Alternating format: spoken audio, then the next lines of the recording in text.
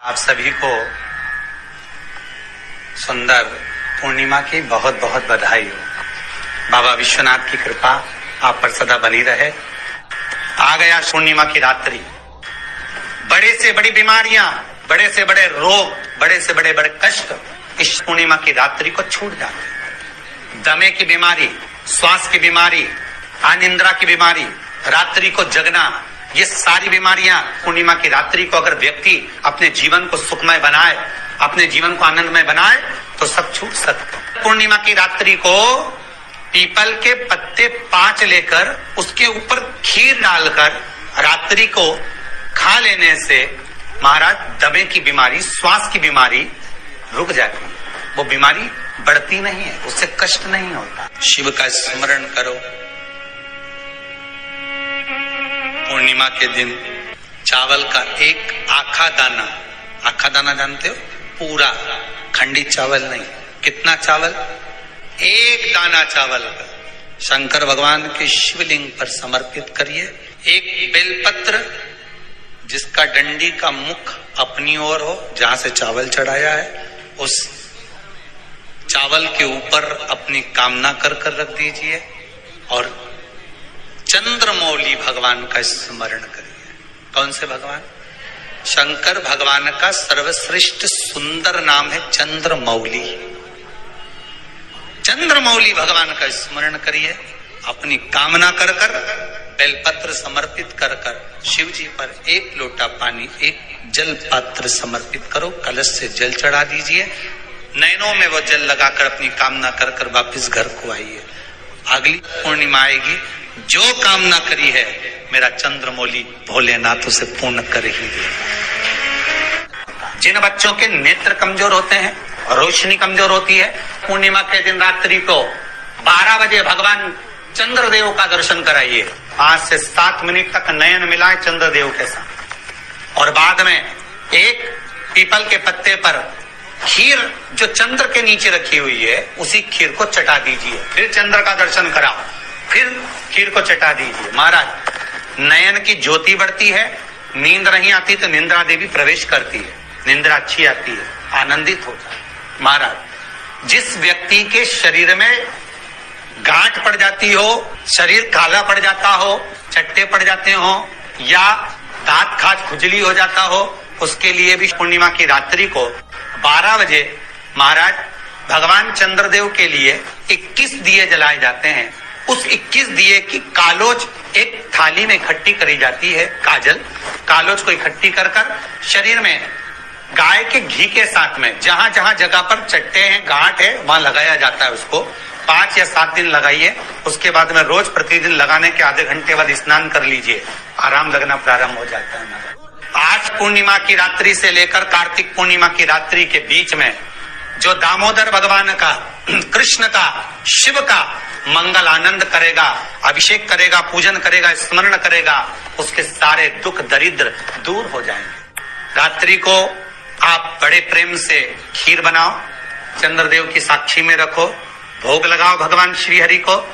बन सके अगर लक्ष्मी की कमी है, लक्ष्मी नहीं आ रही है, व्यापार नहीं चल रहा है, तकलीफ बहुत ज्यादा है, घर में कष्ट है, कर्जा ज्यादा है, तो एक तांबे के कलश के ऊपर, तांबे के कलश में पानी भरना, कटोरी रखना, उस पे लक्ष्मी जी की मूर्ति रखना।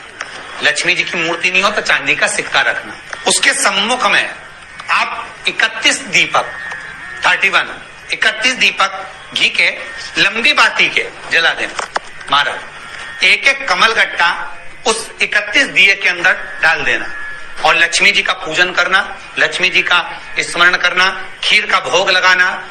पान के पत्ते पर खीर रखना, 5 पत्ते पर खीर का भोग लगाना और माता लक्ष्मी से विनती करना। सुबेरे 4 बजे तक वो रखे रहने देना। सुबह 4 बजे वो उठाना, लक्ष्मी को वापिस तिजोरी में या सिक्का हो तो उसको अलमारी में रख देना। जो खीर बनी है वो प्रसाद के रूप में सुबह 8 बजे, 10 बजे, 9 बजे जब खाना हो प्रेम से खाना। माता जो दिए लगाए हैं वो ठंडे हो गए होंगे, उनको रखे रहने देना, बाद में काम आते रहेंगे, या दिए विसर्जन करना हो तो आपकी मर्जी है।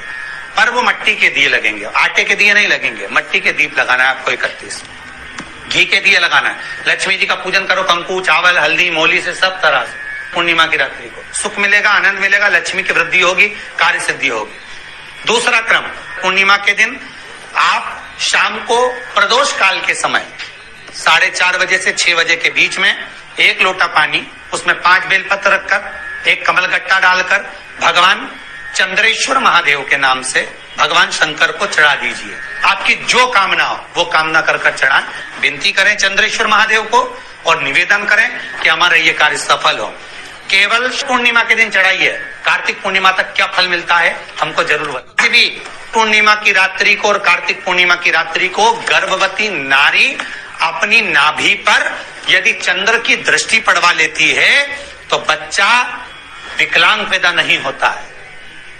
गर्भ से जो बालक होगा श्रेष्ठ होगा, विद्वान होगा, चतुर होगा, पढ़ने में होशियार होगा, क्योंकि ये चंद्र की किरणें जब समुद्र में उछाल ला सकती हैं तो आपके जीवन में भी तरक्की ला सकती है, उछाल ला सकती है। पूर्णिमा के दिन अगर आप शंकर भगवान को 1 लोटा पानी अगर शिव को समर्पित कर रहे हो, श्वेत पुष्प को रखकर शंकर जी के ऊपर सफेद फूल को चढ़ाकर अगर 1 लोटा जल भी, एक पात्र जल भी शंकर को समर्पित कर रहे हो तो ये लक्ष्मी के लिए ही तो कर रहे हो। और कौन सी लक्ष्मी? पूर्ण लक्ष्मी। पूर्ण लक्ष्मी पार्वती के यहाँ जब पहुंची, माता पार्वती जी ने लक्ष्मी जी को देखा और सरस्वती को देखा तो पूछा कि बात क्या है, क्या हो गया ऐसा, क्या हुआ, क्या है ऐसा जो तुम दोनों आज मेरे पास में आई, क्या हुआ? पार्वती जी कुछ बोलती, शिव जी का ध्यान माता सरस्वती की ओर और लक्ष्मी की ओर गया और भगवान शंकर जान गए कि आज भगवान नारायण ने लक्ष्मी जी को अपूर्ण कहा है। अब देखिए माता पार्वती क्या कर सकती है, इसको पूर्ण बनाने के लिए करेगी क्या?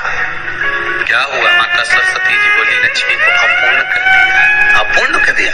हाँ, तो क्या सोचना उसके लिए, इसको मैं अभी पूर्ण बना देती हूँ।